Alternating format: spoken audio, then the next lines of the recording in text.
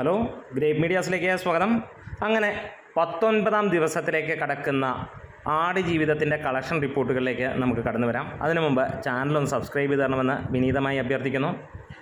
19 ദിവസം കൊണ്ട് തന്നെ ജനഹൃദയങ്ങൾ കീഴടക്കിയ ആടുജീവിതം ഇന്ന് 19-ാം ദിവസത്തെ കളക്ഷൻ നോക്കുമ്പോൾ ഗംഭീരമായിട്ടുള്ള കുതിപ്പ് എന്ന് തന്നെ പറയാം. ഇതുവരെ നമുക്ക് ലഭ്യമായ വിവരങ്ങളിൽ 598ഓളം ഷോകളാണ് ട്രാക്ക് ചെയ്യപ്പെട്ടിരിക്കുന്നത്. 83,000ഓളം ആളുകൾ കാണുമ്പോൾ 58% ഒക്യുപ്പൻസിയിൽ 67 ഹൗസ്ഫുൾ ഷോകളും 123 ഓൾമോസ്റ്റ് ഹൗസ്ഫുൾ ഷോകളുമായി സിനിമ പ്രകമ്പനം കൊള്ളിച്ചുകൊണ്ട് തിയേറ്ററുകളിൽ പുളകം വിരിയിക്കുന്നു എന്ന് തന്നെ പറയാം. ഇതിനോടകം 1,20,00,000-ഓളം രൂപയാണ് സിനിമയ്ക്ക് ട്രാക്കേഴ്സ് മുഖാന്തരം പുറത്തു വന്നിരിക്കുന്ന കളക്ഷൻ. ഇന്നലെ ഏകദേശം 1,83,00,000 രൂപയായിരുന്നു. അതായത് 2.5 കോടിക്ക് മുകളിലായിരുന്നു ഇന്നലെയും കളക്ഷൻ എന്നുള്ളത് നമുക്ക് കേരളത്തിൽ കാണാൻ കഴിഞ്ഞു. ഇന്ന് അത് ഒരു 2.25 കോടിയിലേക്ക് താഴും എന്ന് തന്നെ 2.25 കോടിയിലേക്ക് താഴും എന്നുള്ളതാണ് ഇന്നത്തെ കളക്ഷൻ സൂചിപ്പിക്കുന്നത്. ഇതിനോടകം തന്നെ 65.5 കോടിയിലേക്ക് 18 ദിവസം കൊണ്ട് കേരള കളക്ഷൻ വന്നിരുന്നു. ഇന്നത്തെ കളക്ഷൻ കൊണ്ട് 68 കോടിയിലേക്ക് സിനിമ എത്തും.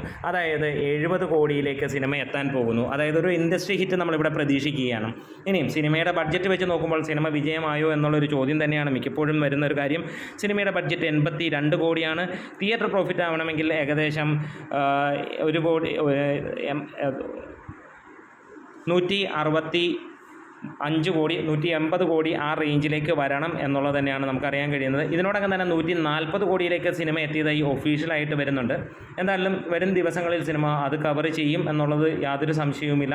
അത്രത്തോളം ഗംഭീരമായിട്ടാണ് ആടുജീവിതം ഓടിക്കൊണ്ടിരിക്കുന്നത്. എന്താണേലും മലയാള സിനിമയുടെ മികച്ച സമയമായി മാറുന്നു.